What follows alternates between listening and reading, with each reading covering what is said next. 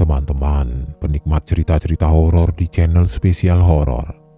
Kali ini, Mimin akan membawakan sebuah cerita horor dari akun Twitter @bristory berjudul asli Cekam Apartemen Jakarta. Buat kalian yang sudah tidak ingin berlama-lama, selamat menyimak kalau kalian masih berani. Jakarta banyak terselip kisah seram, entah di kantor atau tempat tinggal. Salah satu bentuk tempat tinggal adalah apartemen. Sama seperti tempat lain, banyak apartemen yang punya cerita seram. Salah satu teman akan menceritakan kisahnya. Pintu kamar sengaja aku buka supaya tetap bisa melihat ke ruang tengah. Imajinasi jadi tidak melayang kemana-mana. Namun tetap saja susah untuk tidur. Terkadang mata sudah terpejam, tetapi aku malah seperti ada yang sedang berdiri memperhatikan. Was-was jadinya. Awalnya aku pikir mungkin itu hanya perasaan saja. Awalnya begitu. Sebegitu heningnya, suara sekecil apapun jadi jelas terdengar. Terutama langkah kaki orang di lorong depan. Iya, langkah kaki. Seringkali aku mendengar suara orang yang sedang melangkah di lorong tengah malam. Wajar, memang, karena kemungkinan besar itu adalah penghuni lain. Tapi, ada suara langkah yang sangat khas. Sampai-sampai aku hafal kalau langkah kaki itu sedang muncul terdengar. Ditambah karena langkahnya selalu seperti berhenti tepat di depan pintu apartemenku. Awalnya aku tidak terlalu memikirkan, karena mungkin saja itu adalah penghuni apartemen yang letaknya tepat di depan. Jadi kedengaran selalu berhenti di depan pintuku. Itu awalnya. Tapi lama-kelamaan, aku jadi penasaran. Setelah beberapa kali mendengar suara itu lagi dan selalu saja langkahnya berhenti di depan pintu, selalu seperti itu. 1 bulan sebelumnya. Sudah, kamu tinggal bawa badan saja sama baju, semua sudah ada lengkap. Untuk sementara, sampai kamu dapat tempat tinggal sendiri, ya nggak apa-apa. Kayak sama siapa saja sih kamu. Gia bilang begitu di antara percakapan telepon kami. Aku Ratri, wanita asal Bali, usia 29 tahun, bekerja di salah satu fashion company ternama di Jakarta. Jadi, tahun 2019 yang lalu, aku dapat tawaran kerja sebagai junior designer di salah satu perusahaan ternama yang bergerak di bidang fashion. Aku yang kata orang sangat berbakat dan juga punya passion tinggi di bidang fashion design. Tentu saja sangat tertarik dengan penawaran itu. Tidak sampai harus berpikir beberapa kali, aku langsung mengiyakan tawaran itu. Aku menerima pekerjaan itu, memutuskan untuk merantau ke Jakarta mengubah garis nasib dan jalan hidup. Tapi ya tentu saja, bukan tanpa kendala. Aku yang berasal dari luar Jakarta ini harus mencari tempat tinggal. Sama sekali tidak ada keluarga dan saudara dekat yang tinggal di ibu kota. Makanya aku harus mencari tempat tinggal sendiri. Untungnya aku punya beberapa teman di Jakarta. Dari beberapa teman itu aku memilih Gea untuk aku hubungi. Gea ini sudah jadi teman baik ketika kami sama-sama kuliah di Malang. Setelah lulus, kami lalu mudik ke daerah masing-masing. Aku ke Bali, sementara Gea kembali ke Jakarta. Gea sangat senang ketika aku memberitahu kalau diterima kerja di satu fashion design ternama. Wah, gila kamu Tri, desainer keren itu. Selamat ya, senang sekali aku mendengarnya. Begitu Gea bilang dengan gaya khasnya. Nah, sampailah ke pokok bahasan niat awalku menghubungi Gea, yaitu tempat tinggal. Aku minta rekomendasi darinya mengenai tempat kos atau apartemen yang tidak terlalu mahal untuk aku tempati nantinya di Jakarta. Baik hatinya Gea. Dia malah menyuruhku untuk tinggal di apartemen milik keluarganya. Dia bilang, aku tidak perlu bayar sewa, cukup membayar biaya bulanan apartemen saja, seperti air, listrik, dan lain sebagainya. Tapi aku tidak enak. Aku tidak mau seperti itu, malu rasanya. Sudah, tidak apa-apa Ratri, daripada apartemen itu kosong, mendingan diisi sama kamu kan? Sudahlah, ntar aku bilang ke bokapku, dia pasti setuju. Oh iya, kebetulan saat itu Gea tidak di Jakarta. Dia sedang melanjutkan kuliahnya di luar negeri. Baiklah, aku tinggal di apartemenmu, tapi untuk sementara saja ya, sampai aku dapat tempat kos. Aku tidak mau merepotkan, malu, aku bilang begitu. Ratri, tidak sementara juga tidak apa-apa. Kan bokapku juga sudah kenal kamu kan? Tenang saja. Ya sudah. Percakapan telepon selesai. Ketika aku akhirnya setuju untuk tinggal di apartemen milik Gea. Niatku sih tidak berubah. Tinggal di situ untuk sementara sampai aku menemukan tempat tinggal sendiri, entah itu kos atau apartemen lain. Begitulah. Di akhir pembicaraan, Gea juga bilang, nanti kalau sudah sampai di Jakarta, aku bisa menemui adiknya di rumahnya untuk mengantarkanku ke apartemennya. Singkat cerita, aku sudah sampai di Jakarta. Sebenarnya sudah beberapa kali aku menginjakkan kaki di ibu kota ini, tapi tetap saja masih buta dengan seluk-beluknya. Mungkin hanya sedikit tahu di pusat kota dan tempat-tempat tertentu saja. Selebihnya masih harus meraba. Begitu juga kali ini pada suatu hari Minggu di awal 2019, aku sekali lagi ada di Jakarta. Tiba di bandara jam 2 siang. Aku langsung menuju ke Kebayoran Baru di mana rumah keluarga Gea berada. Rencananya dari rumah Gea, aku akan diantar oleh Dio, adik Gea, untuk menuju apartemen di bilangan Kalibata, Jakarta Selatan. Katanya, kalau hari Minggu jalanan Jakarta lebih lengang dari hari biasanya. Memang benar, sepanjang jalan dari bandara, aku hanya sedikit melewati kepadatan kendaraan. Kata Pak supir taksi juga sama, itu termasuk lengang untuk ukuran Jakarta. Tapi, ya tetap saja, aku yang terbiasa hidup di Bali, banyaknya kendaraan yang ada termasuk padat sekali buatku. Riuhnya tetap saja membuat sakit kepala. Singkat cerita, akhirnya aku sampai juga di rumah Gea. Keluarga Gea menurutku termasuk keluarga kaya raya. Sejak kuliah dulu juga Gea sudah kelihatan kalau datang dari keluarga kaya. Rumah yang di Kebayoran ini pun sungguh sangat besar, bertingkat dengan halaman luas. Mobil berbaris memenuhi garasi, beberapa di antaranya terbilang kendaraan mewah. Mbak Ratri, apa kabar? Dio menyambutku dengan ramah ketika muncul dari dalam rumah. Selanjutnya, kami berbincang sebentar. Dio ini tidak terlalu jauh umurnya denganku. Sebelumnya juga kami sudah pernah beberapa kali bertemu. Jadi sudah cukup akrab, tidak kaku lagi. Kebetulan, waktu itu orang tua Gea juga sedang tidak ada, jadi aku tidak lama-lama di situ. Setelah cukup berbincang dan melepas lelah, kami pun berangkat menuju ke apartemen. Jauh tempatnya dari sini, Dio? Tidak, Mbak. Paling setengah jam juga sudah sampai. Mbak Ratri sendirian saja? Aku kira bawa adik atau siapa gitu. Enggak lah, sendiri saja.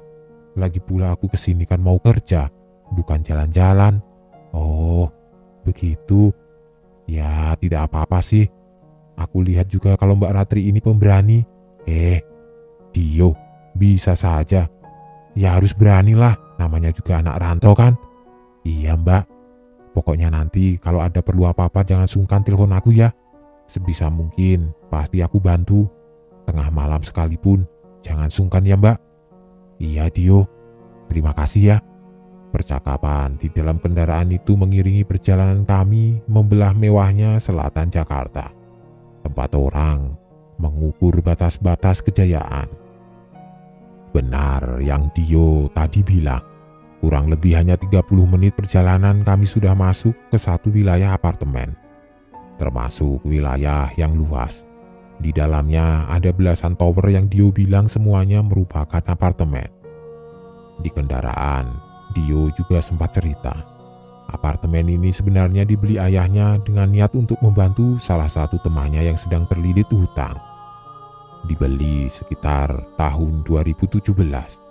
Tapi sejak itu, mereka belum pernah menempatinya, hanya sesekali bisa dihitung dengan jari. Selebihnya dibiarkan kosong atau digunakan kalau ada keluarga dari luar kota yang datang berkunjung. Tapi Dio lagi-lagi menegaskan kalau apartemen ini lebih banyak kosong. Kemudian Dio memarkirkan kendaraannya di dekat salah satu tower yang jaraknya tidak terlalu jauh dari pintu masuk.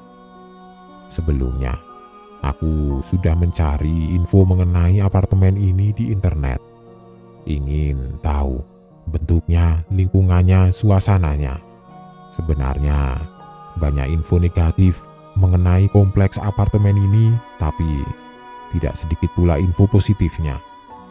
Begitu juga ketika aku sudah sampai di sana. Yang aku lihat malah tidak sejelek apa yang aku baca di internet. Lingkungannya bersih dan bagus yang menurutku cukup nyaman. Oh, kalau yang gitu-gitu mungkin di tower yang lain, Mbak. Aku kurang tahu. Tapi kalau di tower ini sih aman kok, asik tempatnya. Begitu jawab Dio. Ketika aku tanya tentang banyaknya berita jelek tentang komplek apartemen ini, aku jadi lega mendengarnya. Dan benar, setelah turun kendaraan, kemudian berjalan kaki menuju apartemen, aku merasa sama sekali tidak ada yang tidak nyaman. Semua sewajarnya lingkungan apartemen. Orang-orang lalu lalang dengan kesibukan masing-masing, tidak peduli dengan yang lain. Tipikal kehidupan di Jakarta. Masih jam 4. Minggu sore ini masih terang dengan sinar matahari yang masih menerangi. Di lantai 9, Mbak. Ketika kami sudah di dalam lift, Dio bilang begitu. Kemudian, tidak lama pintu lift terbuka di lantai 9. Lalu kami keluar dan berjalan ke arah kiri. Nah, dari lift ini, jarak ke unitnya agak jauh karena letaknya hampir di paling ujung. Dalam perjalanan, kami tidak melihat ada penghuni lain, sepi. Ini tempatnya, Mbak. Sambil tersenyum, Dio bilang begitu, tangannya kemudian membuka kunci pintu. Wah, besar juga ya Dio, ucapku ketika kami sudah di dalam. Lumayan lah, Mbak, jawabnya. Apartemen ini punya 2 kamar tidur, 1 kamar yang ukurannya kecil, punya 1 kamar mandi yang ukurannya cukup besar, dan punya ruang tengah yang besar juga. Wah, ini sih terlalu besar buatku. Makanya tadi aku tanya, Mbak, kok Mbak Ratri sendirian saja? Sumringah Dio bilang begitu. Oh iya, furniture di dalamnya juga terbilang mewah. TV, layar besar, isi dapur lengkap dengan peralatannya.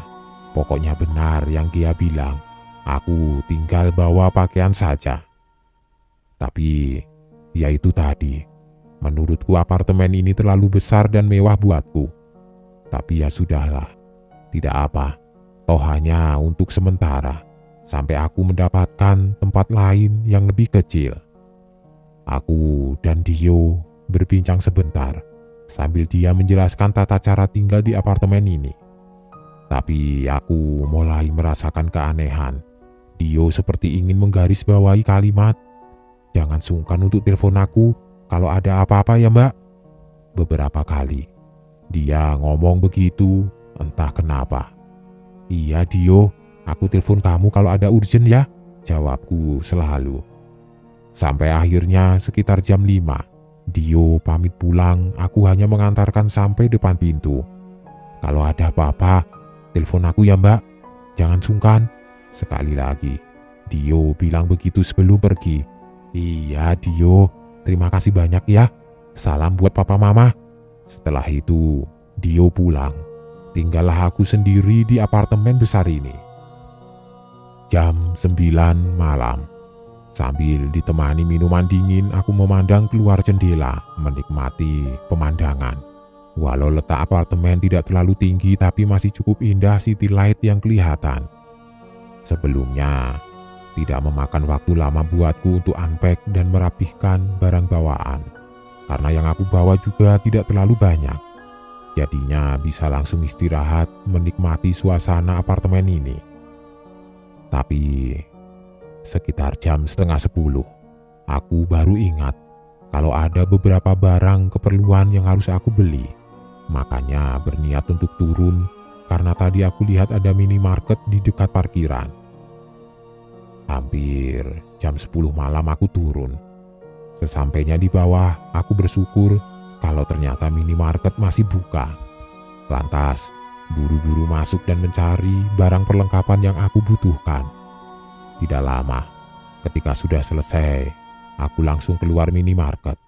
Tapi alih-alih langsung kembali ke atas, aku malah memilih untuk duduk terlebih dahulu di salah satu kursi di dekat pintu masuk. Ada semacam taman kecil. Aku duduk di situ. Ingin sejenak menikmati udara luar di Jakarta, melihat-lihat orang lalu lalang. Kurang kerjaan memang. Tapi tidak lama. Setelah sudah habis segelas kopi dan beberapa batang rokok, akhirnya aku memutuskan untuk masuk, naik ke atas. Sudah hampir jam 11. Sudah sedikit orang yang kelihatan di lobi dan sekitarnya. Mungkin karena sudah penghujung minggu juga. Nyaris sendirian, aku melangkah menuju lobi. Ketika sudah sampai di depan lift pun, aku tetap sendirian. Pintu lift terbuka. Aku lalu melangkah masuk. Tidak terlalu memperhatikan sekitar karena aku sambil terus melihat layar ponsel di genggaman. Sedang terlibat percakapan seru pesan pendek dengan Gea. Nah, ketika aku hendak menekan tombol di angka 9, ternyata tombolnya sudah menyala, berarti sudah ada yang menekan sebelumnya. Melihat itu, aku langsung kembali memperhatikan layar ponsel kembali ke posisi semula. Tapi beberapa detik kemudian, aku terkejut ketika mengetahui kalau ternyata ada orang lain di dalam lift. Aku tidak sendirian. Dia berdiri di sudut kiri belakang. Aku baru sadar akan hal itu ketika sejenak mengalihkan pandangan dari ponsel lalu melihat pintu. Dari pantulan pintu lift inilah aku bisa melihat ada laki-laki di belakangku. Refleks aku lalu menoleh ke belakang, memandang wajahnya lalu tersenyum menyapa. Lelaki berumur sekitar 40 tahun. Perawakannya tinggi, kurus, berpakaian santai dengan celana jeans dan kaos warna gelap. Dia membalas tersenyum.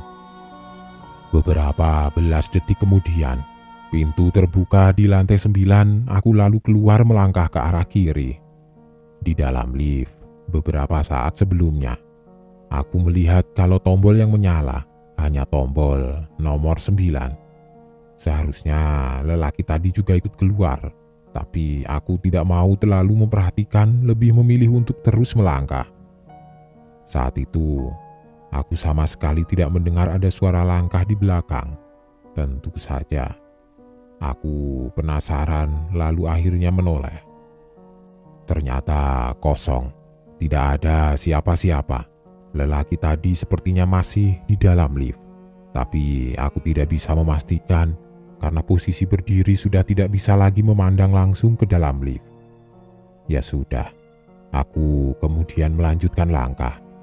Tetap, lagi-lagi aku sama sekali tidak mendengar ada suara orang melangkah di belakang. Hanya suara langkah kakiku saja yang kedengaran di lorong. Beberapa belas detik kemudian, aku sampai juga di depan pintu. Lagi-lagi, aku terkejut. Ketika sedang berusaha membuka pintu, dari ujung mata aku melihat seperti ada orang yang sedang berjalan di ujung lorong. Sontak aku langsung menoleh. Benar, ada orang. Ternyata itu adalah lelaki yang satu lift denganku. Setelah jarak kami sudah cukup dekat, lagi-lagi aku tersenyum menyapa walau masih agak sedikit kaget. Dia membalas senyumku. Setelahnya, aku langsung masuk apartemen. Di sisa malam itu, aku tidur nyenyak. Mungkin karena tempat baru, bukan tempat yang biasa aku tinggal. Jadinya malah lebih banyak berkutat dengan ketidaknyamanan. Atau mungkin karena ada alasan lain. Singkat cerita, sudah seminggu lebih aku tinggal di Jakarta. Tapi masih ada yang mengganjal. Ini tentang apartemen tempat tinggalku. Ada beberapa keganjilan yang aku rasakan. Semuanya terjadi sejak awal aku tinggal di sini. Seperti aku bilang tadi, mungkin saja karena ini adalah tempat baru, butuh waktu agak lama untuk adaptasi. Mungkin saja begitu. Semoga hanya itu alasannya. Tapi yang aku rasakan agak aneh. Seringkali merasa seperti aku tidak sendirian di apartemen ini. Agak seram kan? Tapi begitu adanya. Nyaris setiap malam.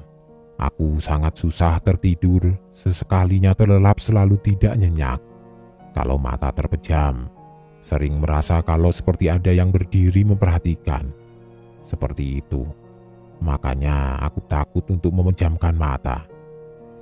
Lampu ruang tengah selalu aku biarkan menyala terang siang atau malam. Malam hari, ketika sudah di tempat tidur, pintu kamar selalu aku biarkan terbuka supaya ruang tengah bisa tetap terlihat. Imajinasiku jadi tidak kemana-mana. Kalau sudah tengah malam, suasana sangat hening, jadinya suara sekecil apapun jadi jelas terdengar. Terutama langkah kaki orang berjalan di lorong depan. Iya, langkah kaki. Beberapa kali aku mendengar suara orang sedang melangkah di lorong tengah malam. Wajar, mungkin iya, karena kemungkinan besar itu adalah penghuni apartemen yang lain. Tapi ada suara langkah yang sangat khas. Sampai-sampai aku hafal kalau langkah kaki ini sedang muncul terdengar. Ditambah juga karena langkahnya selalu seperti berhenti tepat di depan pintu apartemenku.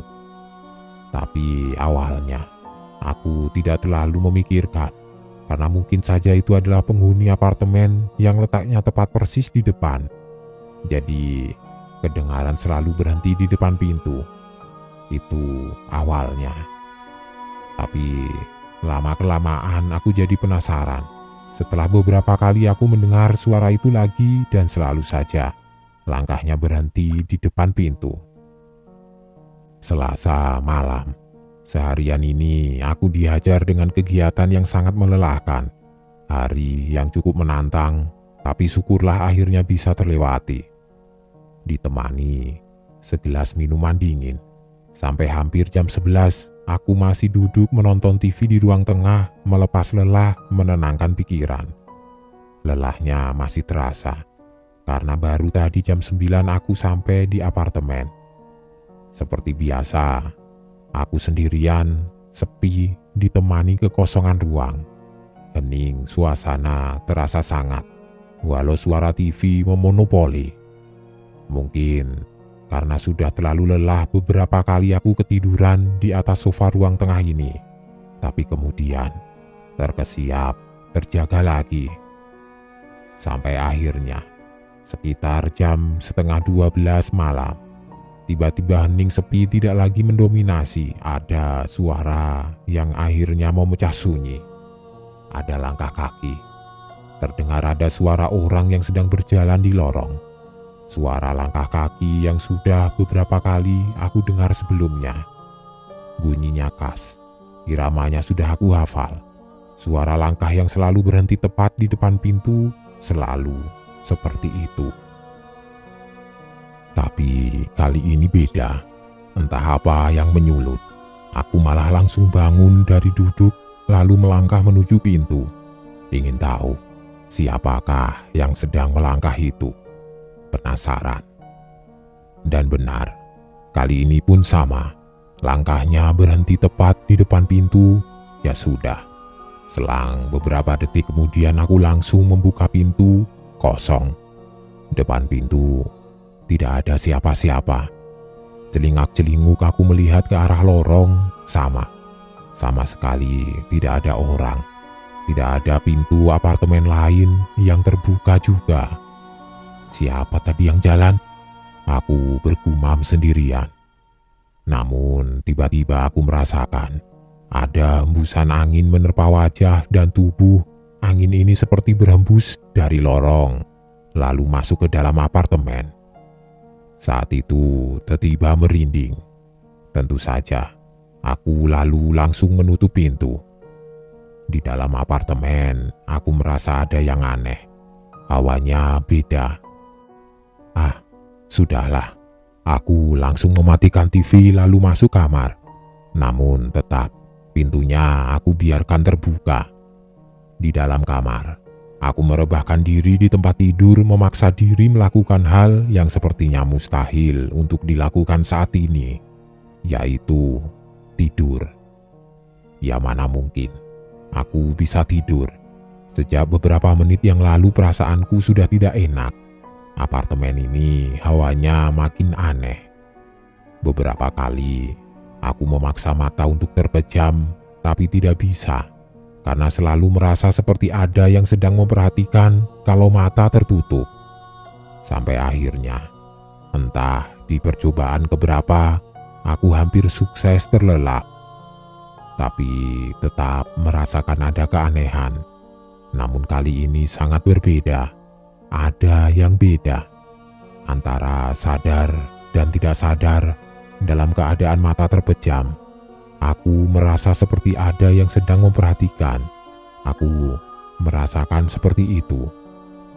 Sontak, perasaan makin tidak enak. Rasa takut dan cemas menyeruak cepat memenuhi pikiran. Mata masih terpejam, aku belum berani membukanya. Sampai ketika aku merasa kalau ada yang menghalangi cahaya lampu ruang tengah untuk masuk ke dalam kamar. Aku merasa seperti itu. Curiga, penasaran, akhirnya aku memberanikan diri untuk membuka mata pelan-pelan. Tidak ada pilihan lain. Iya, yang aku rasakan tidak salah. Ternyata memang ada yang menghalangi cahaya lampu ruang tengah. Ada sosok yang sedang berdiri di pintu kamar. Dia berdiri tepat di pintu, dia memperhatikan aku yang tengah berbaring. Aku seperti mati, tubuh tidak bisa digerakkan, lemah lunglai ketakutan. Siapa dia? Aku tidak tahu, karena wajahnya gelap tertutup cahaya dari belakang. Tapi beberapa belas detik kemudian aku pelan-pelan tersadar kalau sosok ini tampilan fisiknya mirip dengan lelaki yang pernah aku temui di dalam lift ketika baru datang tempo hari. Iya, aku yakin itu dia.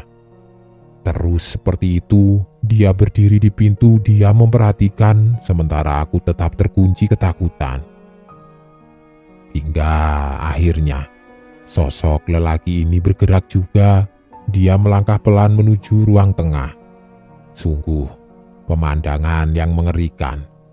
Untaian kalimat doa aku baca dalam hati menenangkan diri. Setelah sosok itu hilang dari pandangan, aku lalu perlahan mulai berdiri, meraih ponsel berniat untuk lari keluar apartemen. Langkahku sangat pelan, sebisa mungkin tidak menghasilkan suara ketika menuju pintu kamar. Sesampainya di pintu kamar, di titik ini aku bisa melihat isi ruang tengah dengan jelas. Beberapa detik, aku terpaku ketika melihat ada pemandangan yang mengerikan. Sosok yang tadi itu ternyata sedang duduk di sofa, duduk menghadapku. Ruang tengah yang terang benderang membuatku bisa dengan jelas melihat semuanya. Lelaki ini sungguh sangat menyeramkan. Wajahnya pucat dengan lingkar gelap di sekitar mata. Yang paling menyeramkan, bajunya basah dengan cairan berwarna gelap. Setelah aku perhatikan lebih seksama, ternyata cairan gelap itu adalah darah. Darah yang mengalir dari lehernya. Iya, di lehernya Ada luka menganga mengeluarkan darah. Beberapa detik kemudian, lelaki itu tersenyum dengan ekspresi datar. Entah ada tenaga dari mana, tiba-tiba aku bisa lari menuju pintu lalu pergi keluar. Di lobi bawah, aku lalu sejenak mengatur nafas menenangkan diri. Saat itu, aku ingat dengan omongan Dio. Kalau dia bersedia aku telepon kalau ada apa-apa kapanpun, makanya aku langsung menelponnya. Tidak lama, sekitar 1 jam kemudian Dio datang. Singkatnya, kemudian aku ceritakan semua kejadian seram yang baru saja aku alami. Setelah malam itu, aku tidak pernah bermalam di apartemen itu lagi. Tidak berani.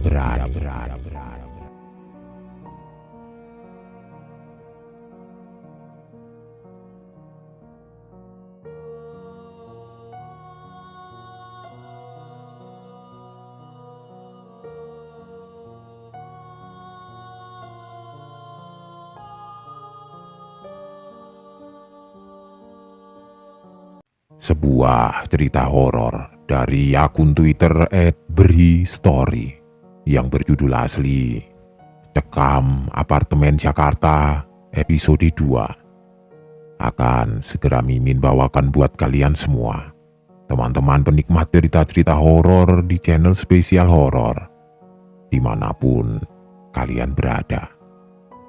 Langsung saja, selamat menyimak kalau kalian masih berani.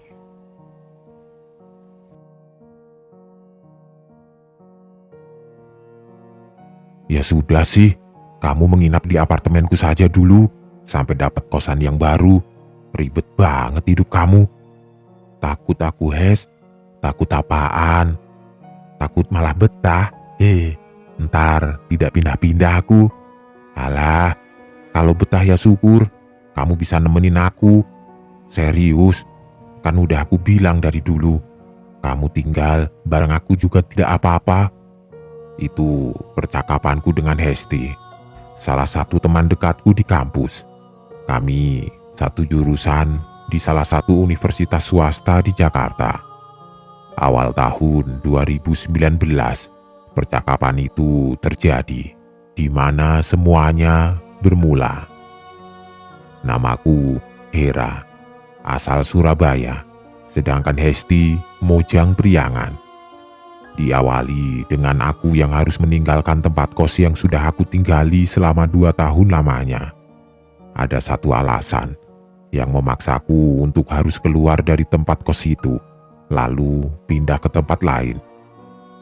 Karena itulah, akhirnya bercerita kepada Hesti mengenai hal ini, aku harus mencari tempat tinggal baru di Jakarta. Seperti yang sudah aku bilang di awal tadi, akhirnya Hesti malah menawarkan untuk tinggal di apartemen tempatnya tinggal. Dia bilang untuk sementara, sampai aku dapat tempat kos yang baru. Walaupun dia akhirnya juga bilang kalau mau tinggal di sana seterusnya juga tidak masalah. Tapi entahlah, aku tipikal orang yang tidak mau menyusahkan atau merepotkan orang lain. Makanya, dalam hal ini, aku lebih memilih untuk sementara saja, sampai dapat tempat kos yang baru. Iya, pada akhirnya, aku mengiyakan untuk tinggal di apartemen Hesti. Ya sudah, besok kamu bawa barang-barang kamu sekalian, tapi aku ke Bandung ya, kamu pegang saja nih kuncinya. Hesti bilang begitu, menyuruh aku untuk langsung pindah dan tinggal di apartemennya segera. Singkatnya, pada suatu hari di awal tahun 2019, aku benar-benar pindah ke apartemen Hesti, hari Kamis. Waktu itu tidak ada perkuliahan sampai akhir pekan. Kebetulan Hesti sedang ada acara di luar kota, memaksa aku untuk datang dan pindah sendirian. Selesai. Akhirnya sudah kupindahkan semua barang-barangku di salah satu kamar di dalam apartemen. Karena niatnya sementara, jadinya tidak semua barang aku bongkar. Hanya yang aku perlukan saja yang dikeluarkan, sisanya tetap berada di dalam kotak-kotak kardus. Apartemen Hesti ini letaknya di Jakarta Selatan, tidak terlalu jauh dari Patung Pancoran. Di dalam kawasannya berdiri belasan tower apartemen yang menjulang tinggi. Iya, apartemen yang cukup terkenal pokoknya. Unit yang dipunya Hesti cukup besar, punya 2 kamar tidur, ruang tengah yang besar juga, ada balkonnya pula. Secara keseluruhan, apartemen ini sangat nyaman untuk ditinggali. Makanya, ada ketakutan beralasan yang aku bilang ke Hesti tadi. Aku takut nantinya akan betah. Betah? Segelas minuman dingin menemaniku duduk sendirian di balkon. Sekitar jam 8 malam. Aku melepas lelah, menghirup udara luar, memandang lepas jauh tanpa halangan. Pemandangan Jakarta dari lantai 12 ini cukup membuatku takjub. Lampu-lampu dengan berbagai warna menghias menerangi malam. Lampu kendaraan terlihat warawiri menyusuri jalanan ibu kota. Cukup lama aku menikmati momen itu, sampai akhirnya tidak terasa jam sudah menunjuk ke angka 11. Tinggal di apartemen besar ini sebenarnya agak sedikit membuatku was-was. Walaupun menurut teman-teman aku termasuk orang yang pemberani, tapi tetap saja nyaliku agak sedikit bergetar ketika sedang berada di tempat baru seperti ini, sendirian pula. TV di ruang tengah aku biarkan terus menyala, walaupun sama sekali tidak aku tonton. Begitu pula dengan lampu-lampu, sengaja aku nyalakan semuanya. Sampai ketika aku pingin pipis, dengan begitu aku harus meninggalkan balkon lalu masuk menuju ke toilet. Nah, ketika sudah sampai di toilet, ada satu keanehan yang terjadi. Aku sangat yakin kalau sebelumnya sudah menyalakan lampu di dalam toilet, aku memang sengaja membiarkannya terus menyala. Tapi ketika aku lihat, ternyata lampu toilet dalam keadaan mati. Gelap jadinya. Ya sudah, aku menyalakan lagi lalu masuk. Nah, ketika hendak masuk, tiba-tiba seperti ada angin dingin berhembus keluar, berhembus menerpa tubuhku. Bingung, itu angin apa? Angin dari mana? Dan itu memang jelas-jelas hembusan angin. Tidak terlalu ambil pusing, aku lalu meneruskan untuk masuk dan menyelesaikan buang air.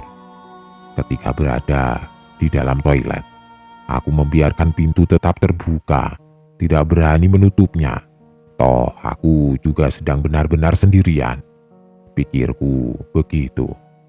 Tapi yang terjadi kemudian cukup membuat aku ketakutan. Ketika masih duduk di atas kloset, tiba-tiba aku melihat seperti ada sesuatu yang melintas di depan pintu, di luar toilet, di ruang tengah. Bergerak dari kiri ke kanan, dari pintu apartemen menuju ke balkon. Sekilas aku melihatnya seperti objek bergerak berwarna putih, setinggi orang dewasa, berkelebat melintas. Jantungku langsung seperti berhenti berdetak. Apa itu? Setelahnya, aku berdiam selama beberapa puluh detik lamanya menerka-nerka apa yang baru saja melintas. Mati-matian, aku coba mengumpulkan nyali, memupuk keberanian untuk berdiri dan keluar. Aku sangat ketakutan, dan ada alasannya, karena belakangan aku seperti tersadar kalau objek yang sekelebat melintas tadi bentuknya mirip sekali dengan satu makhluk seram yang sangat aku takutkan. Bentuknya sangat mirip pocong. Dalam diam, aku berharap kalau aku salah lihat, aku berharap hanya berhalusinasi, aku berharap itu bukan pocong. Nekat, perlahan akhirnya aku mulai berdiri lalu melangkah menuju ke pintu. Pintu toilet ini letaknya di tengah. Kalau menoleh ke kanan akan terlihat balkon, ke kiri pintu keluar. Nah, ketika sudah persis berada di pintu, Perlahan aku menoleh ke kanan. Di balkon, aku melihat sesuatu yang sedari tadi membuatku takut walau hanya dalam pikiran. Namun kali ini aku benar-benar melihatnya secara langsung. Di balkon, yang pintunya aku biarkan terbuka, berdiri satu makhluk yang bentuknya terlihat cukup jelas.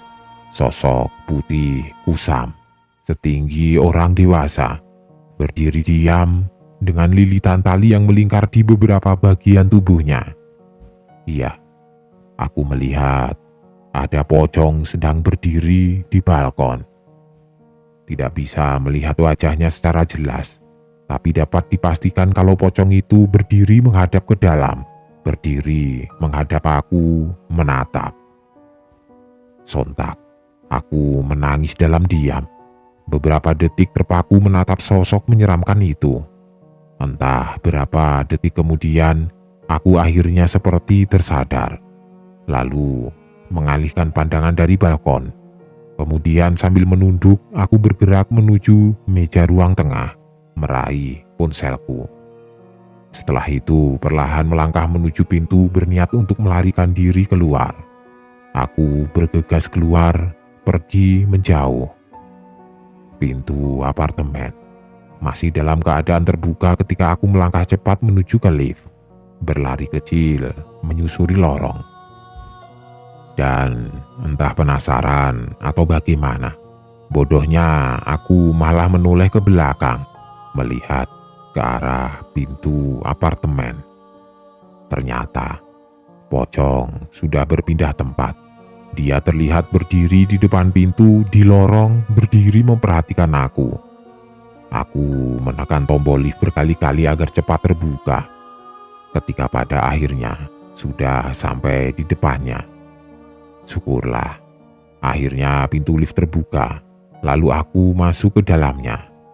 Seram.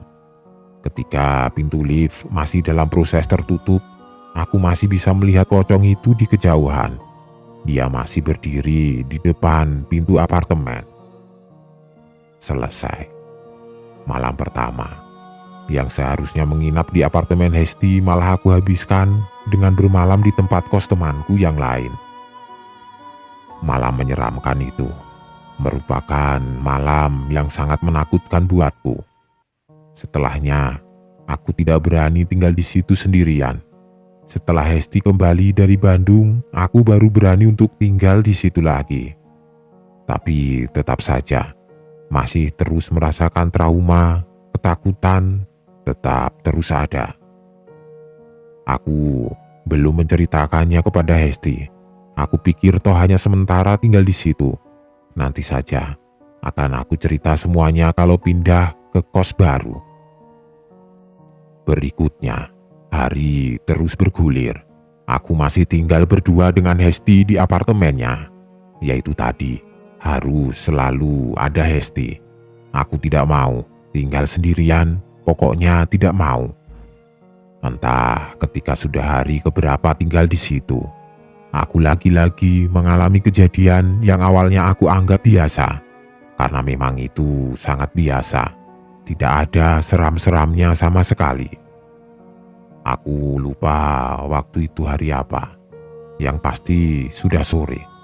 Sekitar jam 3. Pada hari itu, aku menghabiskan waktu berleha-leha di kamar saja, beristirahat hingga sekitar jam 1 siang aku tertidur di kamar.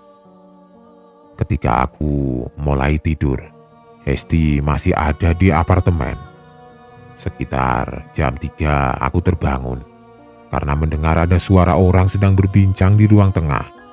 Pintu kamar dalam keadaan tertutup, tapi aku masih bisa mendengar perbincangan itu. Terdengar seperti suara 2 orang laki-laki. Aku bingung, mereka siapa? Di ponselku ada pesan WA dari Hesti yang isinya, "Aku ke minimarket bawah dulu sebentar." Pesan itu tertulis masuk 20 menit sebelum aku bangun. Berarti Hesti sedang tidak ada di apartemen. Lalu siapa? 2 laki-laki yang sedang berbincang di ruang tengah. Selanjutnya aku tidak berani keluar. Sungkan kalau mereka ternyata keluarga dari Hesti yang sedang datang berkunjung. Makanya aku memutuskan untuk terus diam di kamar. Cukup lama, sekitar 10 menit. Aku diam sambil terus menajamkan pendengaran, coba untuk menangkap isi perbincangan di luar. Tapi tidak bisa. Aku tidak bisa mendengar dengan jelas.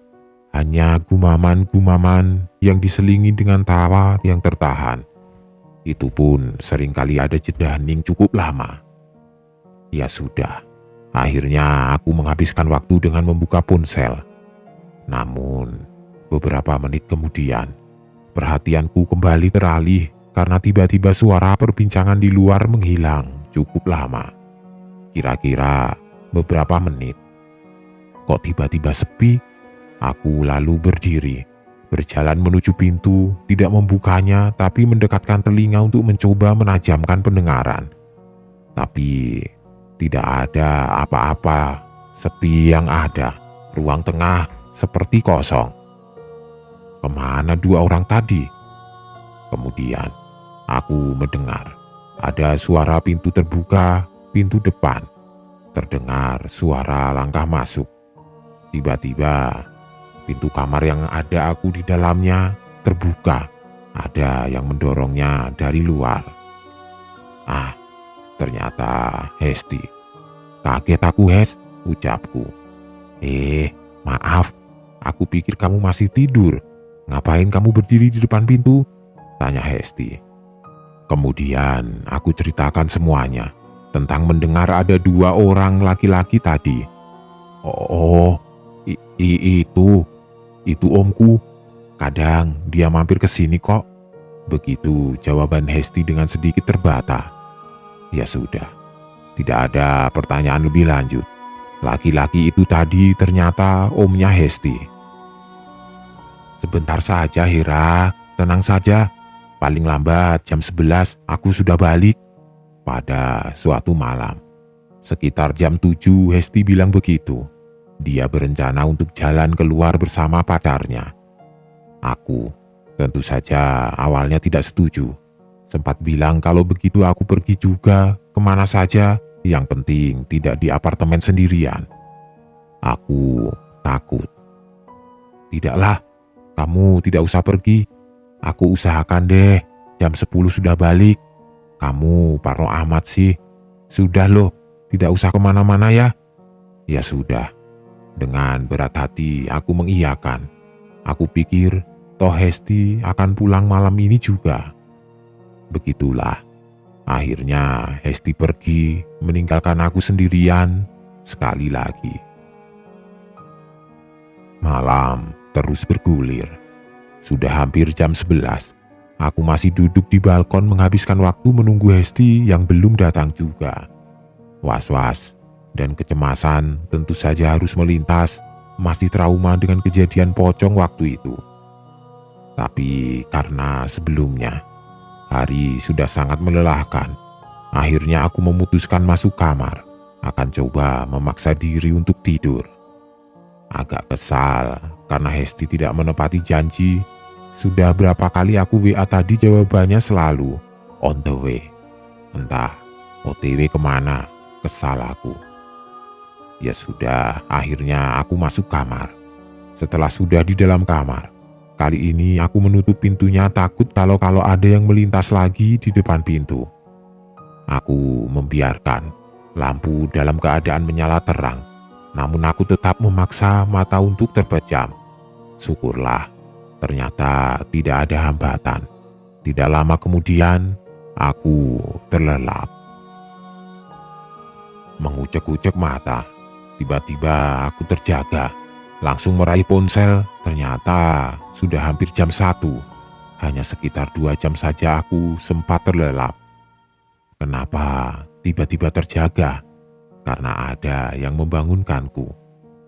Lagi-lagi aku mendengar ada suara orang sedang bercakap di ruang tengah. Laki-laki itu lagi omnya Hesti. Suaranya terdengar sampai ke dalam kamar. Aku yang sudah terjaga jadi jelas mendengarnya. Namun kali ini lawan bicaranya bukan laki-laki tapi perempuan. Dan perempuan ini dapat dipastikan bukan Hesti. Omnya Hesti dan teman perempuan ini terlibat percakapan yang tidak terlalu intens sesekali saja. Dan itu pun hanya tektok beberapa kalimat pertanyaan yang jawabannya hanya iya dan tidak. Aku juga berasumsi kalau Hesti belum pulang karena tidak mendengar suaranya sama sekali. Aku belum berani untuk bangun dari tempat tidur atau berusaha mendekat ke pintu. Dengan begitu, akan dapat lebih jelas mendengar suara mereka. Aku belum berani, khawatir mereka akan sadar kalau sedang ada aku di dalam kamar. Ya, aku berasumsi mereka tidak tahu ada aku di sini. Hesti, Omu datang lagi nih. Ada temannya juga, cewek. Aku tidak enak.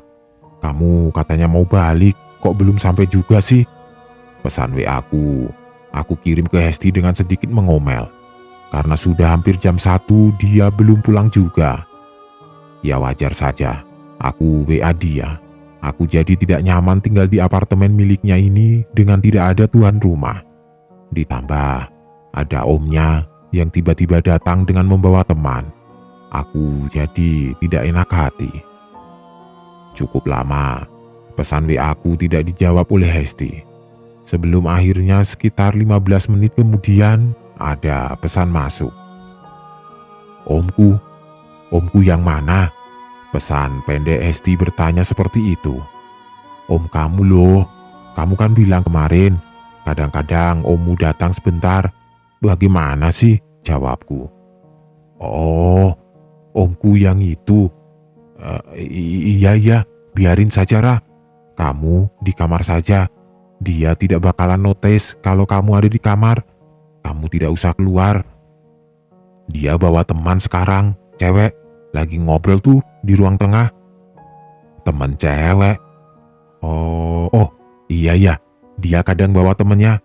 Sudah, kamu di kamar saja ya, jangan keluar. Bentar lagi aku pulang. Begitu Hesti bilang. Ya sudah, aku di kamar saja nih. Tapi kamu buruan pulang dong. Tidak enak aku ngumpet di sini. Bagaimana coba kalau ommu sampai tahu kalau ada aku di dalam kamar?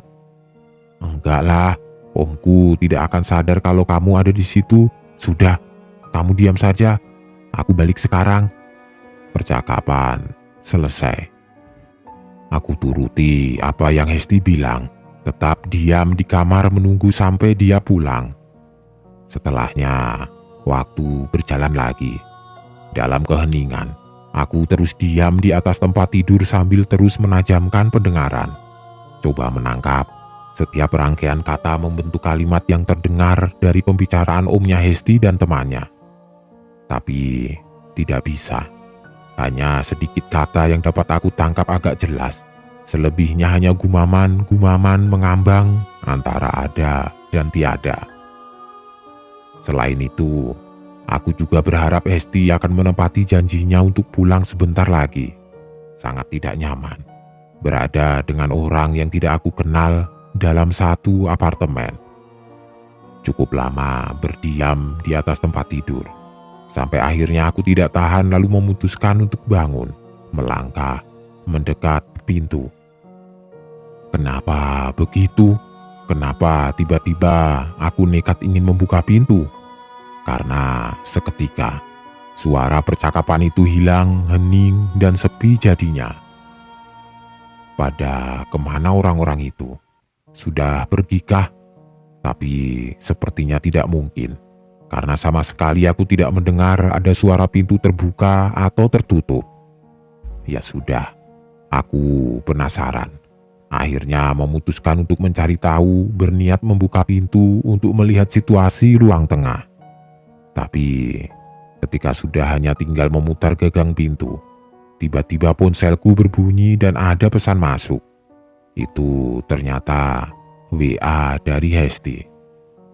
Lemas, aku membaca isi WA-nya. Hera, kalau nanti suara omku dan temannya tidak kamu dengar lagi, langsung keluar apartemen ya. Tidak usah tanya kenapa, pokoknya kamu harus keluar.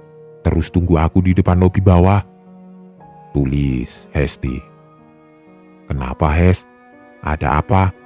Pokoknya kamu nurut saja, cepetan keluar. Tidak, kamu harus jawab dulu. Aku tidak akan keluar sebelum kamu jawab. Nurut saja ngapa sih? Kamu jawab dulu, tegasku. Itu bukan omku.